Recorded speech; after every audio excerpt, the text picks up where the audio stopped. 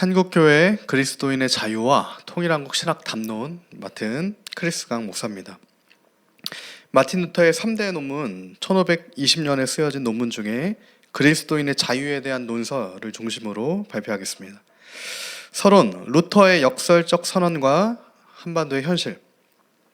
마틴 루터는 1520년 그리스도인의 정체성을 두 가지 문장으로 정의합니다. 첫째, 그리스도인은 만물에 대하여 자유로운 주이며 아무에게도 종속되지 않는다. 둘째, 그리스도인은 만물에 대하여 의무를 가진 종이며 모든 사람에게 종속된다. 아무에게도 종속되지 않지만 모든 사람에게 종속된다라는 마틴 루터의 말, 그리스도인의 자유의 서두에 표현된 이 표현은 그리스도인이란 누구인가에 대한 유명한 역설을 제시합니다. 그리스도인은 만물에 대하여 자유로운 주이지만 아무에게도 종속되지 않는다는 이 선언, 그것은 그리스도인은 만물에 대해 의무를 가진 종이며 모든 사람에게 종속된다는 이 또한 루터의 선언, 이 두 가지는 통일한국을 준비하는 오늘 한국의 그리스도인들에게 굉장히 중요한 신학적 토대를 제공하는 말입니다. 오늘날 우리 시대의 미혹은 그리스도인의 자유를 단순히 광장의 정치적 해방 또는 광장에서 이루어지는 진보와 보수냐 이런 이념과 사상의 이데올로기적 싸움 또는 개인적 평안과 개인적 샬롬에 국한시키는 마치 마틴 루터가 그렇게 대적하여 싸웠던 중세 로마 교황처처럼 그리스도인의 진정한 자유를 다시 억압하고 다시 가두어 두려는 미혹에 가증한 시도임을 우리가 깨달아 알아야 합니다. 이를 오늘 한국교회는 마틴 루터의 이러한 말대로 사악한 음녀 바벨론의 술책일 뿐임을 깨달아야 합니다. 중세의 이 악을 날카로운 진리의 검으로 가른 루터가 성경에 입각하여 말하는 자유는 오직 믿음을 통한 그리스도인의 실제적인 자유입니다. 또한 성경 안에서 하나님과 이웃에 대한 사랑을 통해 이루어지는 자발적 예속의 결합입니다. 그렇기 때문에 오늘 마틴 루터의 이 두 가지 역설은 오늘 분단된 한반도에서 복음 통일, 자유 통일 한국을 준비하는 한국 교회와 한국 그리스도인들에게 강력한 신학적 이정표를 제시하고 있는 것입니다. 오늘 우리의 자유는 단순히 외부의 억압에서 해방되는 정치적 해방, 사상 이념, 그런 과신에 그치지 않는다는 겁니다. 오늘 한국교회 그리스도인들의 진정한 자유는 오직 그리스도를 믿음으로 말미암은 진정한 자유인 동시에 다니엘이 사자굴에 들어가듯 죽기까지 하나님을 사랑함으로 말씀에 순복하여 이웃을 향해 내 목숨까지도 내어주는 진정한 하나님 말씀에 입각한 사랑의 섬김이어야 합니다. 두 번째, 그리스도인의 자유에 대한 논설을 통해 본 자유의 본질. 첫째, 내적 인간의 자유, 말씀과 믿음. 루터는 인간을 내적 존재와 외적 존재로 구분합니다. 우리의 영혼의 자유는 의복, 장소, 음식 같은 외적 조건에 좌우되지 않습니다.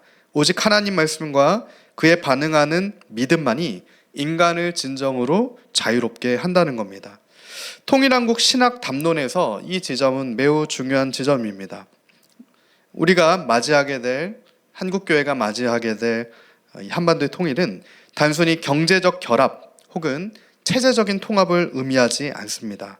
이것은 오늘 우리가 주님 앞에 갖고 있는 탐심을 다 벗겨내는 것, 남과 북 모두가 가지고 있는 각자의 우상과 이념, 사상의 미혹을 부서뜨리고 악에서 벗어나 다시 하나님 앞으로 나아가는 오직 믿음, 오직 은혜, 오직 하나님의 영광이라는 하나님의 말씀의 기초만이 그 위에선 그리스도의 복음만을 붙들고 우리가 다시 재건되고 다시 세워져야 합니다. 두 번째, 외적 인간의 자유, 사랑의 섬김. 참된 믿음을 가진 그리스도인은 이 자유를 자신을 위해 쓰지 않는다라고 마틴 루터는 얘기합니다. 루터는 그리스도인이란 누구냐? 자기 자신 안에 사는 자가 아니라 그리스도와 이웃 안에서 사는 자라고 강조를 하고 있습니다. 오늘 우리가 누리는, 한국교회가 누리는 자유와 풍요는 그 자체로 목적이 될 수 없고 우리는 한국교회가 누리고 있는 그 자유와 풍요 안에 살 수 있는 존재가 아닌 겁니다. 이러한 국소적 자유, 제한적 자유, 반쪽짜리 자유를 우리는 이제 벗어버리고 죽어가는 북한 주민을 살리는 진정한 그리스도의 복음이 주는 생명의 자유로 나아가야 이 민족이 살게 됩니다.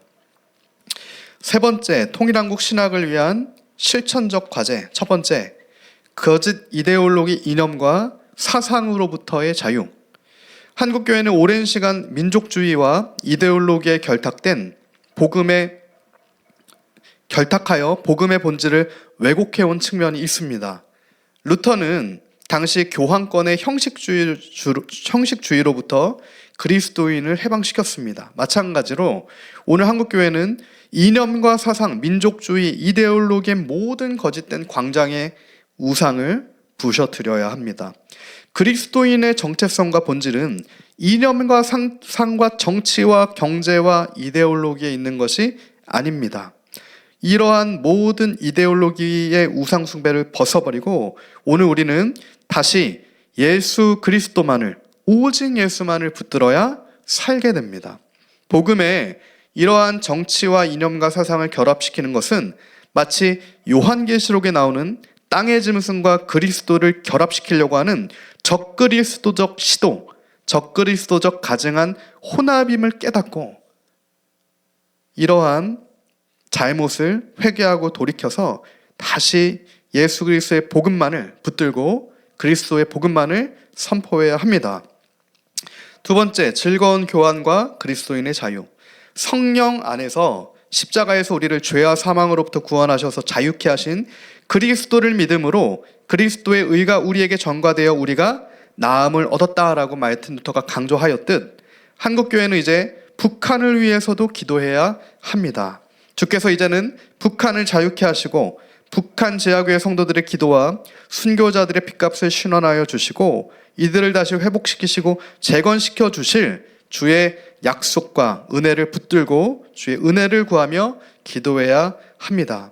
그때 이 민족 가운데 한국교회 가운데도 진짜 주님이 주시는 성령 안에서의 자유가 임하게 될 줄 믿습니다. 세 번째, 만인 제사장과 그리스도인의 자유. 만인 제사장, 모든 성도가 제사장이고 주의 나라라고 하는 루터의 선언은 통일한국 신학의 중요한 토대고 기초가 되어야 합니다. 루터는 신자가 세상 속의 모든 직업과 위치에서 만인 제사장으로서 하나님을 섬겨야 한다고 말합니다. 그렇기 때문에 오늘 한국의 그리스도인들은 자신의 삶이 주어진 그 자리에서 하나님의 은총을 입은 주의 나라요 제사장으로서 부름받았음을 분명하게 깨달아야 합니다. 하나님의 은혜의 복음을 더 이상 정치, 사상, 이데올로기, 이념의 혼합된 도구로 사용하는 악의 구속, 옛사람을 벗어버리고 오직 예수, 오직 믿음으로 하나님 말씀의 뜻이 온전히 이루어지는 하나님 말씀의 진정한 복음의 자유로 나아가야 합니다. 결론, 오직 예수와 그리스도인의 자유. 오늘 한국교회 가운데 음녀 바벨론, 리무롯, 로마 카톨릭의 성체를 부서뜨린 루터의 나팔소리, 그 오직 예수의 나팔이 다시 불러져야 합니다. 성령 안에서 하나님의 사람들이 일어나 진리의 채찍을 들고 종이로 만들어진 거짓과 미혹의 담을 무너뜨려야 합니다. 사람의 탐심으로 복음에 결합시켰던 정치 이념 사상, 모든 적그리스도적인 악을 제거하고 짐승의 미혹을 벗어버리고 다시 오직 그리스도만을 붙들고 주의 복음이 북한을 진정으로 자유케 하는 주의 은혜를 구하며 나아가야 한국교회가 다시 살고 주의 소망이 부어진 바 되어져서 우리가 이제는 나를 위해 사는 것이 아니라 나의 자유를 붙들며 나아가는 것이 아니라 주님을 위하여 주님께서 주시는 진정한 자유함으로 이제는 복음 위에 서서 그리스도와 함께 나아가게 되는 산소망 되신 주님과 함께 나아가는 생명의 은혜를 입게 될 줄 믿습니다. 마치겠습니다.